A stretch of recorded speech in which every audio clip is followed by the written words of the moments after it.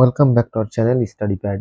আজ আমাদের আলোচ্য বিষয় দশম শ্রেণীর রাশিবিজ্ঞান। রাশিবিজ্ঞানের কোষে দেখি 26.4-এর পার্ট 2 নিয়ে এর পূর্বেই আমরা পার্ট 1-এ 1 থেকে 4 পর্যন্ত যে সমস্যাগুলি আছে সেগুলি নিয়ে আলোচনা করেছি। আজ আমরা পার্ট 2-এ 5-এর দাগের সমস্যা থেকে শুরু করব।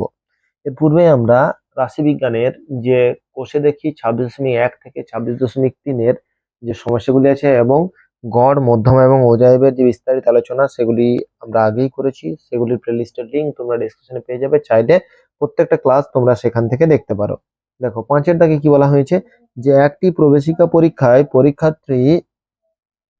পরীক্ষার্থী বয়সের পরিসংখ্যা বিভাজন ছক থেকে সংখ্যাগুরু মান নির্ণয় করি। তাহলে প্রথমে হচ্ছে বয়স বলে দেওয়া আছে এবং পরীক্ষার্থীর সংখ্যা বলে দেওয়া আছে। বয়স কত? 16 থেকে 18, 18 থেকে 20, 20 থেকে 22, 22 থেকে 24, 24 থেকে 26। পরীক্ষার্থীর সংখ্যা কত বলা আছে? 45, 75, 38, 22 এবং 20। ঠিক আছে, তাহলে এগুলো বলে দেওয়া আছে। এবার আমরা কি করব, এটাকে আমরা কি করব, প্রথমেই আমরা জানি যে যখন সংখ্যাগুরু মান বের করি আমরা দেখি প্রদত্ত যে বিভাজন ছকটা আছে সেখানে পরিসংখ্যা কোনটা সব থেকে বেশি, এবং পরিসংখ্যা যেটা সব থেকে বেশি থাকে, যেটা পরিসংখ্যা সব থেকে বেশি থাকে সেটাই আমার হয়ে যায়, সেই শ্রেণীটাই হয়ে যায় পরিসংখ্যা সম্বলিত শ্রেণী। এবং সেইখান থেকে আমরা ফর্মুলা জানি, সেই ফর্মুলা বসালেই আমরা সংখ্যাগুরু মানটা বের করতে হবে। প্রথমেই আমরা 5-এর যে ছকটা আছে সেটা টুকে নিই। দেখো এখানে ছকটা আমরা লিখে নিয়েছি। এরপর আমরা কি লিখবো, যে প্রদত্ত পরিসংখ্যা বিভাজন ছকে আমরা যেটা এখানে সব থেকে বেশি কোনটা, সব থেকে বেশি দেখা যাচ্ছে 75। ঠিক আছে, তাহলে আমরা লিখবো যে প্রদত্ত, তাহলে প্রথমেই আমরা লিখে নিই যে প্রদত্ত পরিসংখ্যা বিভাজন ছকের সর্বাধিক পরিসংখ্যা কত। এবং আমরা প্রদত্ত, প্রথমে ছকটা লিখে নেব। ঠিক আছে, তারপর হচ্ছে প্রদত্ত পরিসংখ্যা, প্রদত্ত পরিসংখ্যা বিভাজন ছকে সর্বাধিক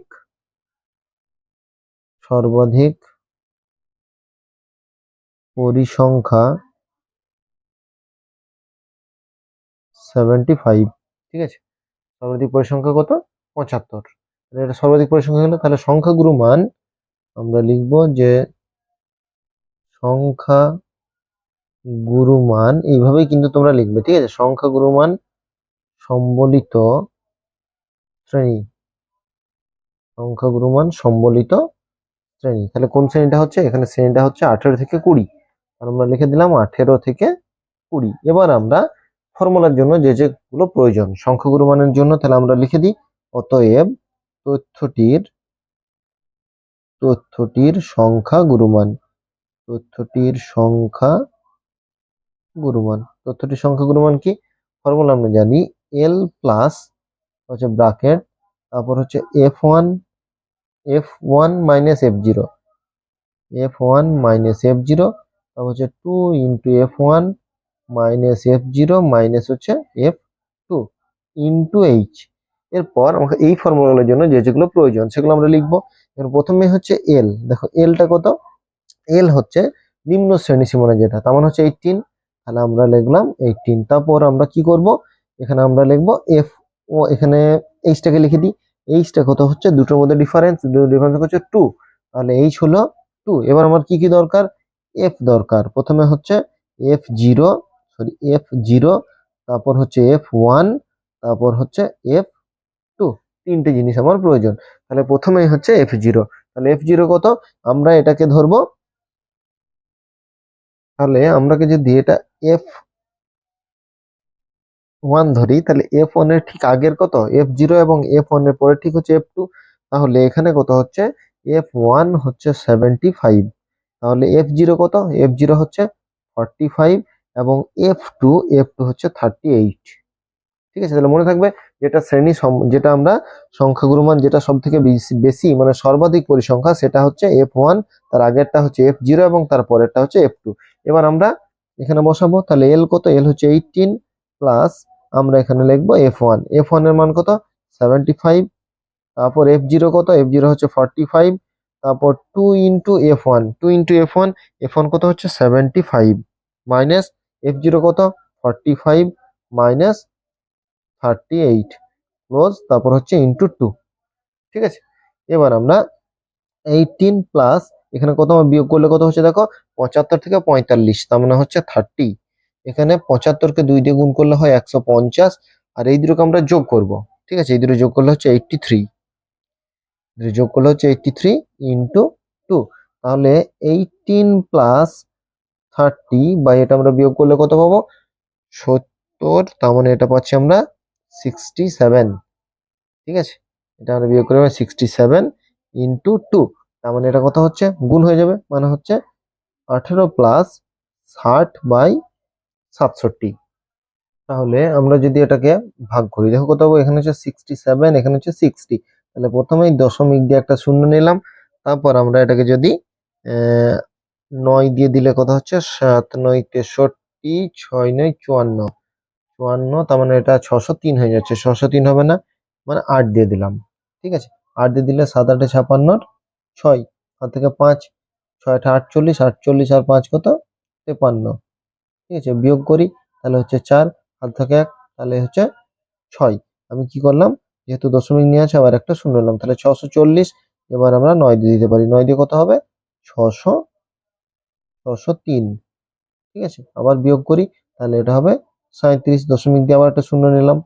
ঠিক আছে, তার মানে এখানে আমার কত হচ্ছে, 0.89, তার মানে 18 প্লাস 0.89। আমরা এটা লিখতে পারি 0.89টাকে 18.89, বা আমরা এটাকে লিখতে পারি 18.9। এটা কিন্তু আমার প্রায় হয়ে যাবে। ঠিক আছে, এটা বছরে হবে, এবং এটা কি হবে, সংখ্যাগুরু মানটা হয়ে যাবে বছরে, মানে 18.9 বছর প্রায়। ঠিক আছে, তাহলে এই ধরনের অঙ্কগুলোর ক্ষেত্রে দেখো খুবই সহজ, এবং খুব সহজেই তোমরা পারবে। একটা ফর্মুলা, এখানে হচ্ছে L plus bracket M minus one minus F zero, F1 minus F0 bracket by 2 into F1 minus F0 minus F2 bracket close into H.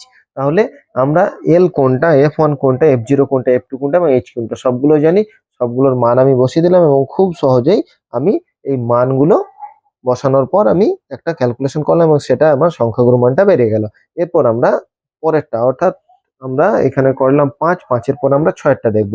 দেখো 6-টায় কি বলে দিয়েছে, দেখো 6টার ক্ষেত্রে বলা হয়েছে যে শ্রেণীর একটি পর্যায়ক্রমিক পরীক্ষার 80 জন ছাত্রছাত্রীর প্রাপ্ত নম্বরের পরিসংখ্যা বিভাজন তালিকা দেখি ও সংখ্যাগুরু মান নির্ণয় করি। তাহলে প্রথমেই নম্বর বলে দিয়েছে 0 থেকে 5, 5 থেকে 10, 10 থেকে 15, এইভাবে নম্বর বলে দিয়েছে 35 থেকে 40, এবং পরিসংখ্যা বলে দিয়েছে 2, 6, 10, 16, 22, 11, 8 এবং 5, এরকম পরিসংখ্যা বলে দেওয়া আছে। এবার আমাদের এখানে কি করতে হবে, প্রথমে আমার এখানে প্রাপ্ত নম্বরের পরিসংখ্যা বিভাজন তালিকা দেখি ও সংখ্যা, মানে সংখ্যাগুলো মানে আমাকে নির্ণয় করতে বলেছে। তাহলে ছকটা প্রথমে লিখে নিই। প্রথমে আমরা ছকটাকে লিখে নিয়েছি। এরপর আমাদের যেটা করতে হবে সেটা হচ্ছে প্রদত্ত পরিসংখ্যা বিভাজন ছকে সর্বাধিক পরিসংখ্যা। এখানে দেখো সর্বাধিক পরিসংখ্যা কোথায় আছে, দেখো 22, সর্বাধিক পরিসংখ্যা 22। তাহলে আমরা লিখব যে প্রদত্ত প্রদত্ত পরিসংখ্যা বিভাজন ছকে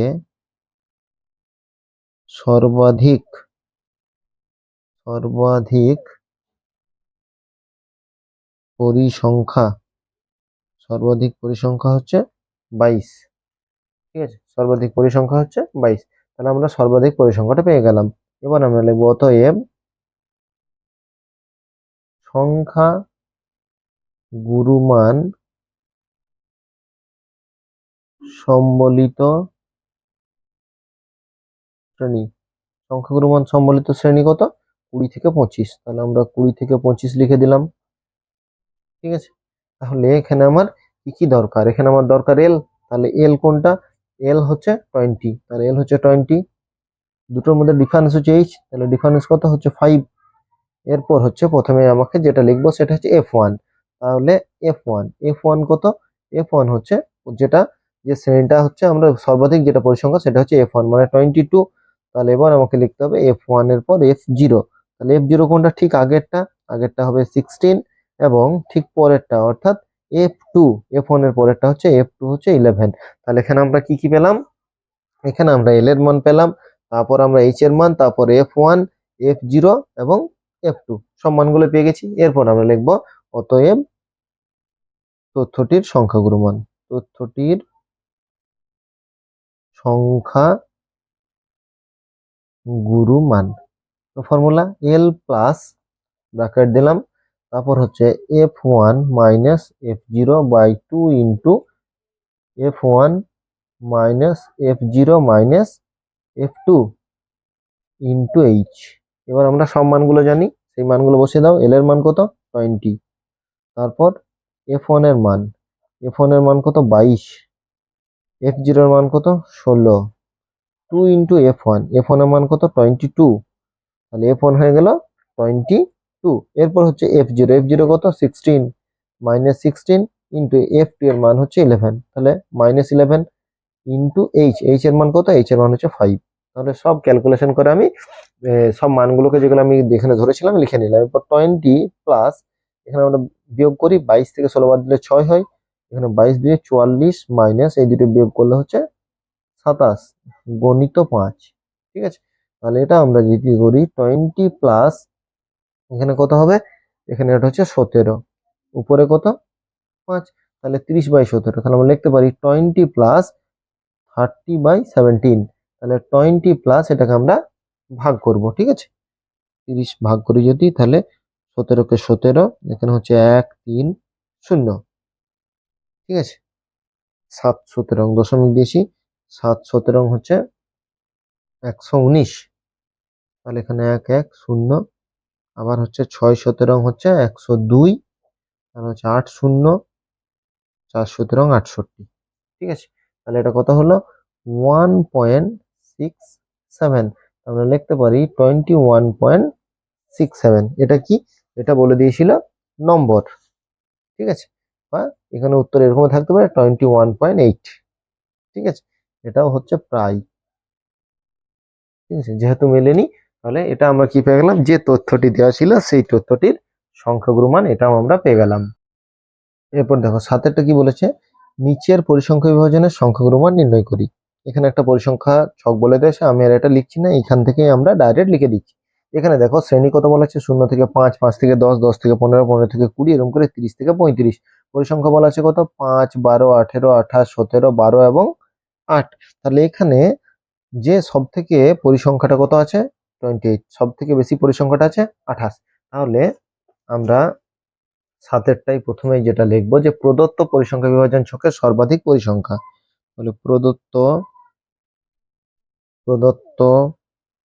পরিসংখ্যা বিভাজন ছকে সর্বাধিক পরিসংখ্যা, সর্বাধিক পরিসংখ্যা কত? 28। ঠিক আছে, সর্বাধিক পরিসংখ্যা হয়ে গেল 28। তাহলে সম্বলিত শ্রেণী, সংখ্যাগুরুমান সম্বলিত শ্রেণী, সংখ্যা গুরুমান সম্বলিত শ্রেণী, সংখ্যাগুরুমান সম্বলিত শ্রেণী কত? 15 থেকে 20। তাহলে 15 থেকে 20। তাহলে এখানে এল কত? এল হচ্ছে 15। তারপর এইচ, এইচ কত? 5। f1, f1 হচ্ছে 28। তার আগেরটা হচ্ছে f0, f0 তোমরা বই দেখবে আছে 18। এবং f2, f2 হচ্ছে কত? 17। এখানে দেখো এটা হয়ে গেল এল, এল হচ্ছে 15। দেখো 15 করেছি, দুটোর মধ্যে ডিফারেন্স 5, তাহলে এইচ হচ্ছে 5। এরপর f1 হচ্ছে 28, f0 হচ্ছে 18 এবং f2 হচ্ছে 17। ঠিক আছে, তাহলে আমরা এটা পেলাম। এরপর আমাদেরকে তথ্যটির সংখ্যাগুরু মান বের করতে হবে। তাহলে লিখব তথ্যটির সংখ্যা গুরুমান। ঠিক আছে, আমি এখানে ছকটা লিখলাম না, তোমরা কিন্তু ছকটা অবশ্যই প্রথমে খাতাতে লিখবে, তারপর কিন্তু অঙ্কটা করবে। ঠিক আছে, তাহলে এল প্লাস আবার ব্র্যাকেট, তাহলে হবে f1 minus f0, 2 into f1 minus f0 minus f2 into H. ঠিক আছে, এটাই হচ্ছে ফর্মুলা। তাহলে কত? L plus f1 minus f0 by 2 into f1 minus f0 minus f2 into H. এবার আমরা এল এর মানটা লিখবো। এল এর মান কত? 15। F1 এর মান কত? 28। F0 এর মান কত? 18। 2 ইন্টু F1, F1 এর মান কত? 28। F0 এর মান কত? 18। F2 এর মান কত? 17। H এর মান 5। ঠিক আছে, তাহলে 15 যুক্ত এটা বিয়োগ করলে কত হচ্ছে? 10। এটা কত? 28 দুগুণে 56। এখানে বিয়োগ করলে কত হবে? 35। 17 আর 18 হচ্ছে 35 ইন্টু 5। তাহলে হচ্ছে 15 যুক্ত এখানে হচ্ছে 10 বাই এখানে হচ্ছে 21। এর বিয়োগ করলে হচ্ছে 21 গণিত 5। ব্র্যাকেটের প্রয়োজন হবে না, ব্র্যাকেটের কাজ শেষ। তাহলে 15 যুক্ত এখানে হবে 50 বাই 21। তাহলে 15 যুক্ত 50 কে 21 দিয়ে ভাগ, তাহলে আমরা 50 কে 21 দিয়ে ভাগ করি, 2 দিয়ে হবে 42, তারপর 8, 0 দশমিক দিয়ে 3 দিয়ে হবে 63, তারপরে 170। ঠিক আছে, 170, তার মানে আমরা যদি আবার 8 দিয়ে দিই, 8 দিয়ে দিলে হবে 168। ঠিক আছে, তাহলে এখানে হচ্ছে 2। তাহলে এখানে কত হলো? 2.38। তাহলে 2.38, এরপর 0 হচ্ছে, তাহলে আমরা ওই পর্যন্ত লাগলাম। তাহলে হচ্ছে 17.38। এই ক্ষেত্রেও হবে প্রায়। এই ক্ষেত্রেও দেখো আমরা সংখ্যাগুরু মান বের করে দিলাম, যেটা আমার বলে দেওয়া ছিল সেখান থেকে 7-এর যে সংখ্যাগুরু মান সেটাও 17.38। তাহলে এই যে সমস্যাটা দেওয়া ছিল সেটারও আমরা খুব সহজেই সংখ্যাগুরু মান বের করলাম। বারবার বলছি সংখ্যাগুরু মান বের করা খুবই সহজ যদি ফর্মুলাটা জেনে নাও। আর এল কোনটা, এইচ কোনটা, F1 কোনটা। F1 জানলেই তার আগেরটা হবে F0, তার পরেরটা হবে F2। ঠিক আছে, খুব সহজেই এগুলোকে বের করে নিতে পারবে। এরপর যেটা হচ্ছে 8-এরটা, দেখো 8-এরটা কি বলেছে? নিচের পরিসংখ্যা বিভাজনের সংখ্যাগুরু মান নির্ণয় করি। শ্রেণী কত? 45 থেকে 54। এবার দেখো 54-র পর 55, মানে শ্রেণী সীমা, শ্রেণী সীমানা কিন্তু বলা নেই। ঠিক আছে, এবং পরিসংখ্যা বলে দেওয়া আছে নিচে। যেহেতু সংখ্যাগুরু মান সম্বলিত শ্রেণীর নিম্ন সীমানা নেওয়া হয়, তাই শ্রেণী সীমাকে শ্রেণী সীমানায় পরিণত করতে হবে। তাহলে শ্রেণী সীমাটাকে আমার শ্রেণী সীমানায় পরিণত করে নিতে হবে। তাহলে শ্রেণী, শ্রেণী সীমানা, পরিসংখ্যা, তিনটে আমরা ঘর করব এবং এখান থেকেও সংখ্যাগুরু মানটা বের করব। এখানে আমরা শ্রেণীটা লিখে নিয়েছি, যেহেতু আমাদের ফর্মুলাতে কি দরকার? শ্রেণী সীমানা দরকার। ঠিক আছে, শ্রেণী সীমা আমাদের প্রয়োজন নেই, শ্রেণী সীমানা দরকার। এখানে দেখবে যখন ফর্মুলাটা আমি বুঝিয়েছিলাম সংখ্যাগুরু মানের, দেখবে এখানে আলোচনা করেছিলাম। দেখো সংখ্যাগুরু মান সম্বলিত শ্রেণীর নিম্ন সীমানা। ঠিক আছে, তাহলে সীমানাটা আমাকে বের করতে হবে। এখানে কি দেওয়া আছে? আমার দেওয়া আছে সীমাটা। শ্রেণী সীমানা আমি কি করি? 0.5 বিয়োগ করে এদিকে 0.5 যোগ, তাহলে কত হবে? 45.5 থেকে এটা হবে 54.5। তাহলে এটা হবে 54.5 থেকে 64.5। তারপর হচ্ছে 64.5 থেকে 74.5। তারপর 74.5 থেকে 84.5। আবার 84.5 থেকে 94.5। 94.5 থেকে 104.5।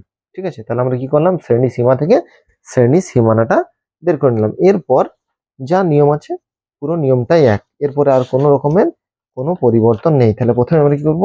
প্রদত্ত যে পরিসংখ্যা বিভাজন সেখানে সব থেকে বেশি পরিসংখ্যা কোনটা আছে। ঠিক আছে, এখানে আমরা যদি দেখি কত আছে? 32। তাহলে আমরা লিখব যে প্রদত্ত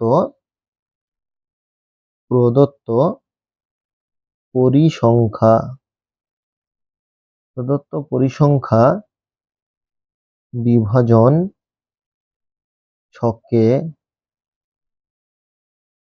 সর্বাধিক সর্বাধিক পরিসংখ্যা,